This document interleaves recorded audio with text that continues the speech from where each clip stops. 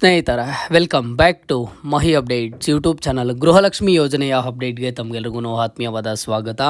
ಇವತ್ತಿನ ಈ ವಿಡಿಯೋದಲ್ಲಿ ಗೃಹಲಕ್ಷ್ಮಿ ಯೋಜನೆಯ ಕುರಿತು ಎರಡು ಇಂಪಾರ್ಟೆಂಟ್ ಅಪ್ಡೇಟ್ಸನ್ನು ಕೊಡ್ತೀನಿ. ಒಂದು ಬಂದು ನೋಡಿ, ಗೃಹಲಕ್ಷ್ಮಿ ಯೋಜನೆಯ ಫಲಾನುಭವಿಗಳಿಗೆ 22ನೇ ಕಂತು ಹಣ ಕುರಿತು ಒಂದಿಷ್ಟು ಹೊಸ ಬದಲಾವಣೆ ಆದರೆ ಆಗಿರುವಂಥದ್ದು. ಇಲ್ಲಿ ಸಾಕಷ್ಟು ಫಲಾನುಭವಿಗಳು ಕೇಳ್ತಾ ಇದ್ರಿ, ಏನು ಬದಲಾವಣೆ ಆಗಿದೆ, ಹೌದಾ ಒಂದಿಷ್ಟು ಲಕ್ಷ ಫಲಾನುಭವಿಗಳಿಗೆ ಗೃಹಲಕ್ಷ್ಮಿ ಯೋಜನೆ ಹಣ ಇನ್ನು ಮುಂದೆ ಬರಲ್ಲ ಅಂತ ಹೇಳಿಬಿಟ್ಟು ಅಂತ. ಸೊ ಇದ್ರ ಬಗ್ಗೆ ಇವತ್ತಿನ ಈ ವಿಡಿಯೋದಲ್ಲಿ ಕ್ಲಿಯರ್ ಆಗಿ ನಿಮಗೆ ಒಂದು ಇನ್ಫಾರ್ಮೇಷನನ್ನು ತಿಳಿಸ್ಕೊಡ್ತೀನಿ. ಆ್ಯಂಡ್ ಹಾಗೇನು ಸಾಕಷ್ಟು ಫಲಾನುಭವಿಗಳು 22ನೇ ಕಂತು ಹಣ ಯಾವಾಗ ಬರುತ್ತೆ, ಕರೆಕ್ಟಾಗಿ ಇನ್ಫಾರ್ಮೇಷನ್ ಕೊಡಿ ಅಂತ ಹೇಳಿಬಿಟ್ಟು ಕೇಳ್ತಿದ್ದಾರೆ. ಅದ್ರ ಬಗ್ಗೆಯೂ ಇವತ್ತಿನ ಈ ವಿಡಿಯೋದಲ್ಲಿ ಸಂಪೂರ್ಣವಾದ ಮಾಹಿತಿಯನ್ನು ತಿಳಿಸ್ಕೊಡ್ತೀನಿ.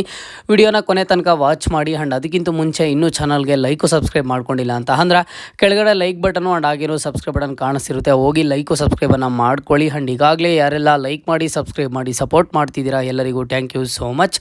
ಮೊದಲಿಗೆ ನೋಡಿ, ಗೃಹಲಕ್ಷ್ಮಿ ಯೋಜನೆಯ ಫಲಾನುಭವಿಗಳಿಗೆ ಇದುವರೆಗೂ ಸಹ 21ನೇ ಕಂತು ಹಣದವರೆಗೂ ಹಣ ಜಮಾ ಆಗಿದೆ.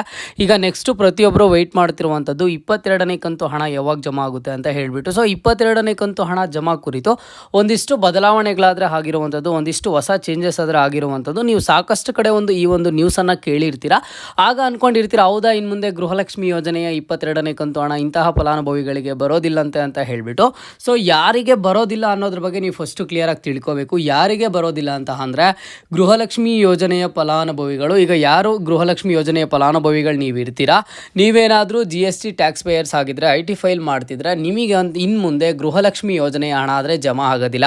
ಈಗ ಇತ್ತೀಚೆಗೆ ಒಂದು ನ್ಯೂಸ್ ಆದರೆ ವೈರಲ್ ಆಯಿತು, ಒಂದಿಷ್ಟು ಅಫಿಷಿಯಲ್ ಹೇಳಿಕೆ ಕೊಟ್ಟರು, 1 ಲಕ್ಷಕ್ಕೂ ಹೆಚ್ಚು ಗೃಹಲಕ್ಷ್ಮಿ ಯೋಜನೆಯ ಫಲಾನುಭವಿಗಳೇನೋ GST ಟ್ಯಾಕ್ಸ್ ಪೇಯರ್ಸ್ ಇದ್ದಾರಂತೆ. ಸೊ ಹಾಗಾಗಿ ಅವ್ರಿಗೆ ಇನ್ನು ಮುಂದೆ ಗೃಹಲಕ್ಷ್ಮಿ ಯೋಜನೆಯ ಹಣ ಆದರೆ ಜಮಾ ಮಾಡೋದಿಲ್ಲ, ಅಂಥವ್ರನ್ನ ಗೃಹಲಕ್ಷ್ಮಿ ಯೋಜನೆಯಿಂದ ಆಚೆ ಇಡ್ತೀವಿ ಅಂತ ಹೇಳಿಬಿಟ್ಟು ಒಂದಿಷ್ಟು ನ್ಯೂಸಸ್ ಆದರೆ ಬಂದಿದ್ದು.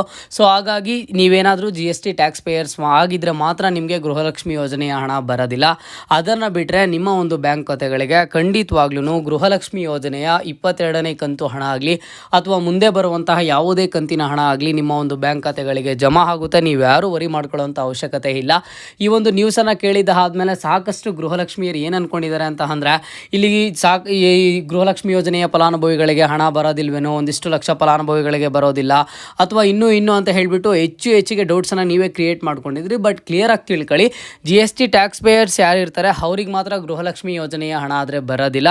ಅದನ್ನು ಬಿಟ್ಟರೆ ಉಳಿದಿರುವಂತಹ ಎಲ್ಲ ಫಲಾನುಭವಿಗಳಿಗೂ ಬರುತ್ತೆ. ಆ್ಯಂಡ್ ಜೊತೆಗೆ ಸ್ವತಃ ಲಕ್ಷ್ಮೀ ಹೆಬ್ಬಾಳ್ಕರ್ ಮೇಡಮ್ ಅವರೇ ಒಂದು ಹೇಳಿಕೆಯನ್ನು ಕೊಟ್ಟಿದ್ದಾರೆ. 1,20,00,000ಕ್ಕೂ ಹೆಚ್ಚು ಫಲಾನುಭವಿಗಳಿಗೆ ಈಗಾಗಲೇ 21ನೇ ಕಂತು ಹಣದವರೆಗೂ ಹಣ ಜಮಾ ಮಾಡಿದ್ವಿ. ಅಂದರೆ ಪ್ರತಿಯೊಂದು ಗೃಹಲಕ್ಷ್ಮಿ ಯೋಜನೆಯ ಫಲಾನುಭವಿಯ ಬ್ಯಾಂಕ್ ಖಾತೆಗೂ ಸಹ 42,000ವರೆಗೂ ಹಣ ಜಮಾ ಆಗಿರುವಂಥದ್ದು. ಮುಂದೇನೂ ಹಣ ಜಮಾ ಮಾಡ್ತಾ ಹೋಗ್ತೀವಿ, ಯಾರೂ ಭಯ ಪಡುವಂತಹ ಅವಶ್ಯಕತೆ ಇಲ್ಲ ಅಂತ ಹೇಳಿಬಿಟ್ಟು ಕ್ಲಿಯರಾಗಿ ಒಂದು ಅಪ್ಡೇಟನ್ನು ತಿಳಿಸ್ಕೊಟ್ಟಿರುವಂಥದ್ದು. ಹಾಗಾಗಿ ಗೃಹಲಕ್ಷ್ಮಿ ಯೋಜನೆಯ ಫಲಾನುಭವಿಗಳು ನೀವು ಸ್ವಲ್ಪ ವೆಯ್ಟ್ ಮಾಡಬೇಕಾಗುತ್ತೆ 22ನೇ ಕಂತು ಹಣ ಕುರಿತು. ಈಗ ಸಾಕಷ್ಟು ಜನ 22ನೇ ಕಂತು ಹಣ ಯಾವಾಗ ಬರುತ್ತೆ, ಕರೆಕ್ಟಾಗಿ ಇನ್ಫಾರ್ಮೇಷನ್ ಕೊಡಿ ಅಂತ ಹೇಳಿಬಿಟ್ಟು ಕೇಳ್ತಿರುವಂಥದ್ದು. ನಿಮಗೆಲ್ಲ ಗೊತ್ತಿರೋ ಹಾಗೆ ನಿಮಗೆ ಆಗಸ್ಟ್ ತಿಂಗಳಲ್ಲಿ ವರಮಹಾಲಕ್ಷ್ಮಿ ಹಬ್ಬದ ದಿನ ಒಂದು ಗೃಹಲಕ್ಷ್ಮಿ ಯೋಜನೆಯ 21ನೇ ಕಂತು ಹಣ ಆದರೆ ಜಮಾ ಆಗುತ್ತೆ. ಅದಾದಮೇಲೆ ನೆಕ್ಸ್ಟು ನಿಮಗೆ ಗೌರಿ ಗಣೇಶ ಹಬ್ಬಕ್ಕೆ 22ನೇ ಕಂತು ಹಣ ಜಮಾ ಮಾಡ್ತೀವಿ ಅಂತ ಹೇಳಿಬಿಟ್ಟು ಒಂದು ಹೇಳಿಕೆಯನ್ನು ಕೊಡ್ತಾರೆ. ಬಟ್ ನಿಮಗೆ ಗೌರಿ ಗಣೇಶ ಹಬ್ಬದ ಟೈಮಲ್ಲಿ ನಿಮ್ಮ ಒಂದು ಬ್ಯಾಂಕ್ ಖಾತೆಗಳಿಗೆ ಗೃಹಲಕ್ಷ್ಮಿ ಯೋಜನೆಯ 22ನೇ ಕಂತು ಹಣ ಆದರೆ ಜಮಾ ಆಗೋದಿಲ್ಲ. ಒಂದಿಷ್ಟು ಕಾರಣಗಳನ್ನು ಕೊಡ್ತಾರೆ, ಅಥವಾ ಇದ್ರ ಬಗ್ಗೆ ಯಾರು ಮತ್ತೆ ನೆಕ್ಸ್ಟ್ ಮಾತಾಡಲಿಲ್ಲ. ಅದಾದಮೇಲೆ ನೆಕ್ಸ್ಟ್ ನಿಮಗೊಂದು ಹೇಳಿಕೆಯನ್ನು ಕೊಡ್ತಾರೆ, ನಾವು ಗೌರಿ ಗಣೇಶ ಹಬ್ಬಕ್ಕೆ ಹಣ ಜಮಾ ಮಾಡಬೇಕು ಅಂತ ಅಂದ್ಕೊಂಡಿದ್ವಿ, ಬಟ್ ಗೌರಿ ಗಣೇಶ ಹಬ್ಬದ ಟೈಮ್ಗೆ ಹಣ ಜಮಾ ಆಗಿಲ್ಲ. ಬಟ್ ನಾವು 22, 23ನೇ ಕಂತಿನ ಹಣ ಬಂದುಬಿಟ್ಟು ಸೆಪ್ಟೆಂಬರ್ ಆ್ಯಂಡ್ ಹಾಗೇನು ಅಕ್ಟೋಬರ್ ತಿಂಗಳ ಹಣ ಏನು ಜಮಾ ಮಾಡಬೇಕು ಆ ಹಣ ಬಂದುಬಿಟ್ಟು ಅತಿ ಶೀಘ್ರದಲ್ಲೇ ಜಮಾ ಮಾಡ್ತೀವಿ ಅಂತ ಹೇಳಿಬಿಟ್ಟು ಒಂದು ಹೇಳಿಕೆಯನ್ನು ಕೊಟ್ಟಿರುವಂಥದ್ದು. ಹಾಗಾಗಿ ಗೃಹಲಕ್ಷ್ಮಿಯರಿಗೆ ಗೃಹಲಕ್ಷ್ಮಿ ಯೋಜನೆಯ 22ನೇ ಕಂತು ಹಣ ಬಂದುಬಿಟ್ಟು ನಿಮಗೆ ಈ ತಿಂಗಳಲ್ಲಿ ಬರುವಂತಹ ಎಲ್ಲ ಥರದ ಸಾಧ್ಯತೆಗಳಿದೆ, ಒಂದು ನಿರೀಕ್ಷೆಯನ್ನು ಇಟ್ಕೋಬೋದು. ಯಾಕಂತ ಅಂದರೆ ಸ್ವತಃ ಲಕ್ಷ್ಮೀ ಹೆಬ್ಬಾಳ್ಕರ್ ಮೇಡಮ್ ಅವರೇ ಒಂದು ಹೇಳಿಕೆಯನ್ನು ಕೊಟ್ಟಿರೋದ್ರಿಂದ ನಿಮ್ಮ ಒಂದು ಬ್ಯಾಂಕ್ ಖಾತೆಗಳಿಗೆ ಗೃಹಲಕ್ಷ್ಮಿ ಯೋಜನೆಯ 22ನೇ ಕಂತು ಹಣ ಆದರೆ ಸೆಪ್ಟೆಂಬರ್ ತಿಂಗಳಲ್ಲಿ ಜಮಾ ಆಗುತ್ತೆ. ಆ್ಯಂಡ್ ಅದಾದಮೇಲೆ ನೆಕ್ಸ್ಟ್ ಅಕ್ಟೋಬರ್ ತಿಂಗಳಿಗೆ 23ನೇ ಕಂತು ಹಣ ಆದರೆ ಜಮಾ ಆಗುತ್ತೆ. ಆ್ಯಂಡ್ ನೆಕ್ಸ್ಟ್ ಬಾಕಿ ಇರುವಂತಹ ಕಂತಿನ ಹಣ ಅದು ಯಾವಾಗ ಜಮಾ ಮಾಡ್ತಾರೆ ಏನು ಅಂತ ಹೇಳಿಬಿಟ್ಟು ನೆಕ್ಸ್ಟ್ ಒಂದು ಅಫಿಷಿಯಲ್ ಆಗಿ ಅಪ್ಡೇಟ್ಸ್ ಬಂದ್ರೆ ಗೊತ್ತಾಗುತ್ತೆ.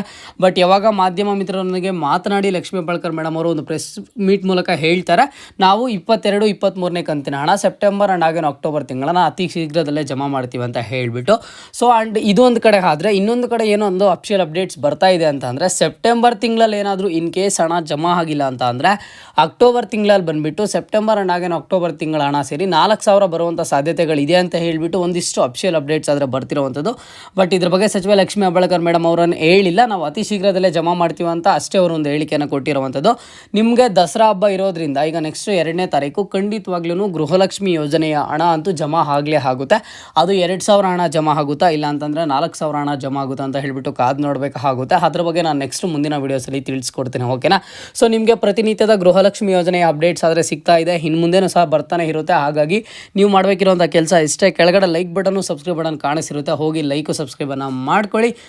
ಇದು ಇವತ್ತಿನ ಮಾಹಿತಿ ಆಗಿತ್ತು. ಮುಂದೆ ಎಲ್ಲ ರೀತಿಯ ಹೆಚ್ಚಿನ ಅಪ್ಡೇಟ್ಸ್ ಜೊತೆಗೆ ಸಿಗ್ತಾ ಇರೋಣ. ಅಲ್ಲಿಯ ತನಕ take care and keep watching Mahi updates for more updates.